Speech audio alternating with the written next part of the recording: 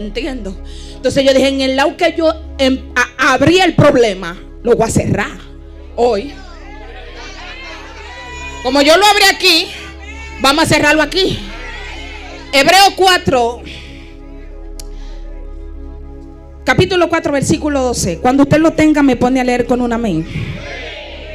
Yo tengo una versión diferente. Hebreos 4, 12 dice: ciertamente es viva la palabra de Dios y eficaz, y más cortante que espada alguna de dos filos. Penetra hasta las fronteras entre el alma y el espíritu, hasta las junturas y médulas. En otra versión dice hasta partir las coyunturas. Y escruta los sentimientos y pensamientos del corazón. En otra versión dice y discierne los pensamientos que están en el alma. Yo voy a ministrar ese tema, y ese tema tiene ese mismo tema: quebrántale las coyunturas. Quiébrale las coyunturas. Hace un tiempo, cuando yo empecé en el evangelio, yo tengo 15 años siendo cristiana. 15 años que yo digo 15 años hoy, pero para mí son largos. Cuando yo llegué al evangelio, yo llegué recientemente de haber acabado una relación con un representante territorial. ¿Usted sabe lo que significa un representante territorial? Un satanista o un brujo. Su nivel no era de satanismo, su nivel era de brujería, santería.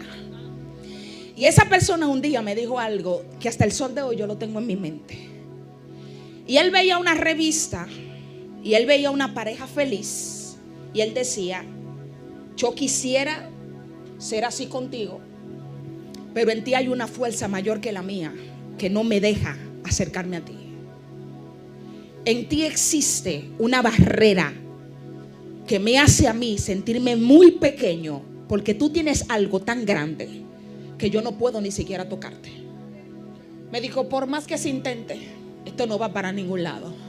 En mi ignorancia yo entendía que eran los asuntos espirituales de los supuestos misterios que yo tenía, que eran más fuertes que lo de él. No se trataba de eso, se trataba del plan y del propósito de Dios.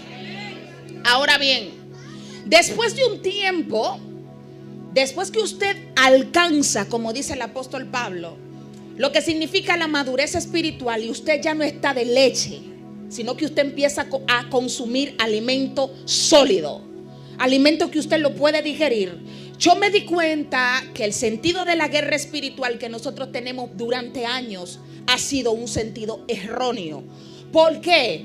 Porque la mayoría de gente que habla de guerra espiritual, fíjese que posiciona el poder de los espíritus por encima del poder de Dios. La gente que habla de demonio le da tanta pleitesía al diablo, y esas informaciones van, informaciones vienen centradas en él. Nosotros sabemos que Satanás tiene poder, pero su poder es totalmente limitado. Satanás no puede hacer lo que se le venga o se le antoje el deseo, mucho menos con una persona que tiene una marca llamado propósito. Hace un tiempo yo le dije a alguien y le dije: mira, tú sabías, yo quisiera que los brujos y los satanistas supuestamente que salieron de ese mundo le enseñen un principio a mucha gente. Y le dije: tú tienes que enseñarle a la gente que cuando alguien va a un altar a hacerle brujería a alguien, hay un expediente que se llama expedición. ¿Tú sabes lo que significa expedición? Legalidad para tu poder hacer daño, porque el brujo de verdad respeta las leyes espirituales. El brujo de verdad sabe que hay gente que no le puede poner la mano. El brujo de verdad sabe que cuando alguien es inocente, tú puedes prenderle la vela que tú le prendas, pero hay algo que tú activas que se llama maldición retrospectiva. Tú vas y prende una vela para que se caiga en ruina, para que no prospere y para que no avance, pero luego de un tiempo el que no prospere y no avance eres tú. ¿Por qué? Porque hay un documento llamado inocencia delante de Dios, y nadie puede tocar a aquel que Dios ha separado.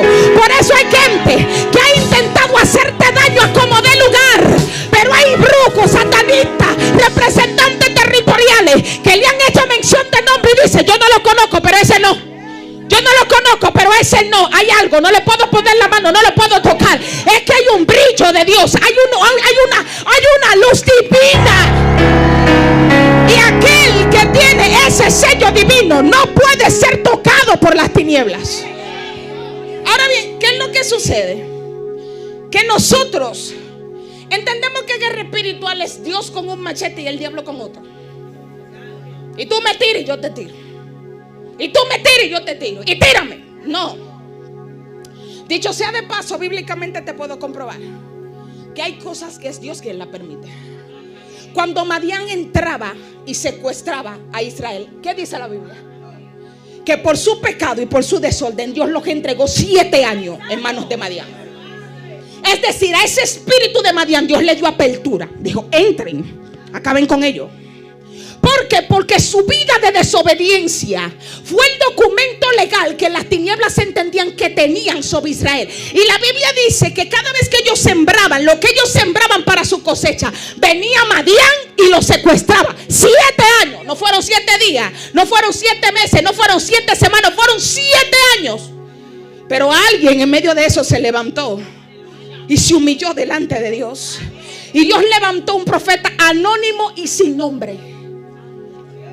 Anónimo y sin nombre, que dijo: ustedes se han apartado de las leyes de Dios. Sin embargo, Dios va a levantar a alguien. Ese alguien se llamaba Gedeón.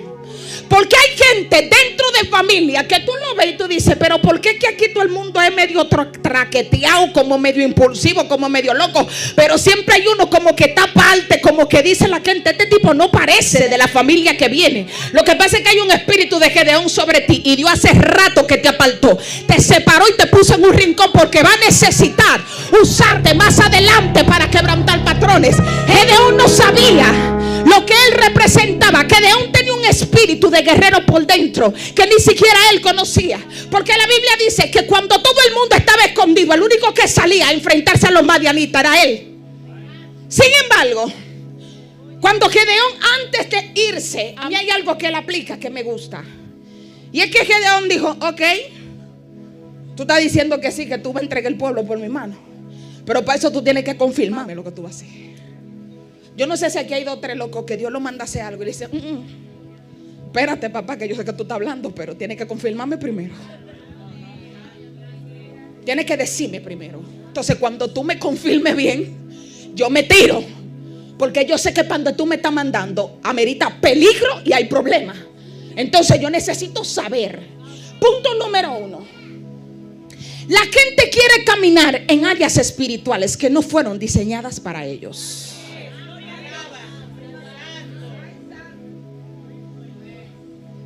Todo el que estudia medicina es médico internista. ¿Se hace qué? Médico general, pero tiene que hacerse una maestría y una especialidad para poder operar. Aunque tú estudies medicina, tú no eres ginecólogo, ni eres cardiólogo, ni eres cirujano, porque necesitas un nivel mayor de concentración para poder operar en lo que tú quieres especializarte.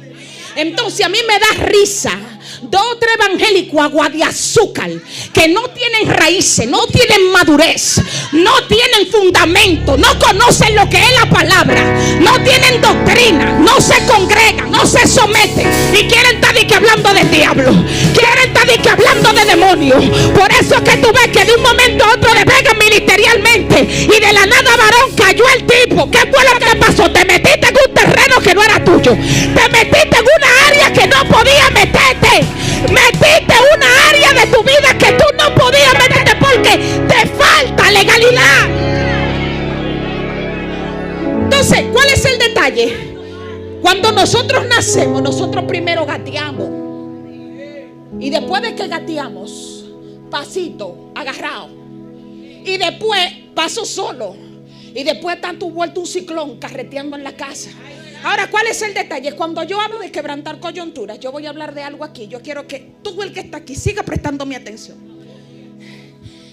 A veces usted llega al evangelio y usted viene con una vida pasada. Sabemos que Dios, el poder de su sangre redentora. La Biblia dice en el libro de Colosenses 2:15 que Dios exhibió que públicamente los decretos que me eran a mí contrarios. Pero el apóstol Pablo, hablándole a los corintios, ¿qué le dice? Para que Satanás no gane ventaja, no ignoren. ¿Tú sabes qué significa? Que